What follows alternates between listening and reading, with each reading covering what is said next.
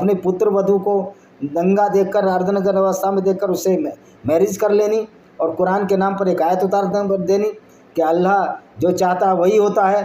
तो ये अपने स्वार्थ प्रति के लिए मोहम्मद ने जो काम किए, एक बागे फतक भी लूट लिया था इन्होंने, उसको अपनी बेटी फातिमा के नाम किया और फातिमा की मौत उस बागे फतक के चक्कर में हो गई। उमर ने वो बगीचा नहीं दिया क्योंकि लूट का माल था ना, चोरी का माल मोरी में, यहाँ तो डकैती का माल था।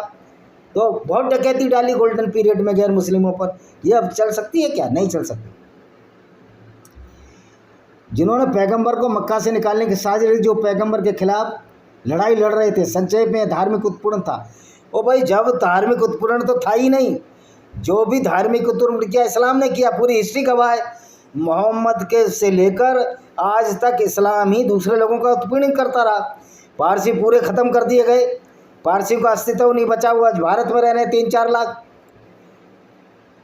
आप समझ सकते हो, यजीदी औरतों के साथ कल तक अबू बकर अल बगदादी ने कुरान की आयतें पढ़कर उसका शोषण किया था, उनको बाज़ारों बेचा था। उसके लिए मैंने किताब लिखी है, lament of Sinjar, tears of Yazidi women, भाई विजय कुमार पाल। आप उसको पढ़ लीजिए, आपको सारा पता लग जाएगा। चैप्टर 9 की 23 क्या कहती है, यानी अल तौबा।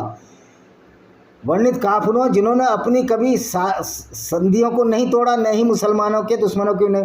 देखिए, काफिर तो सर्टिफाइड वो लोग हैं, संधि तोड़ना ये तो बहुत छोटी छोटी बात है। काफिर वो लोग हैं जो इस्लाम, पैगंबर मोहम्मद और कुरान में विश्वास ना रखें, झूठे फ़लसफ़े में विश्वास ना रखें। और काफिर की सज़ा सिर्फ कत्ल ही कत्ल है, जब तक वो मुसलमान ना बन जाए। काफिर वो हैं जो ये कहते हैं कि काफिरों ने संधि, वो काफिरों से संधि मोहम्मद ने तोड़ी। उसको तो चुल पड़ी हुई थी कि मुसलमान बनाना है, सबको बेवकूफ़ बनाना है, क्योंकि इस्लाम पढ़ने से आदमी ब्रेन वॉश हो जाता है, तो आपको पता ही है। अच्छा जी, 9 की 4 कहती है, जो शरण चाहते हैं उन्हें काफिर नहीं माना जाता, बल्कि केवल अज्ञानी लोग माना जाता है।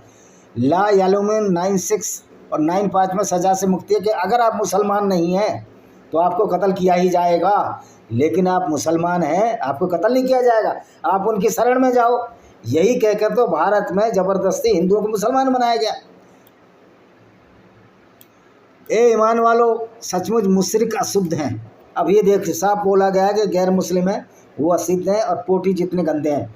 इस वर्ष के बाद वे पवित्र मस्जिद के निकट ना है। सूरह चैप्टर 9 की, सूरह अल बकरा की 28वीं आयत है कि सूरह 9 की शायद 28वीं आयत है कि वो पवित्र मस्जिद के निकट ना है।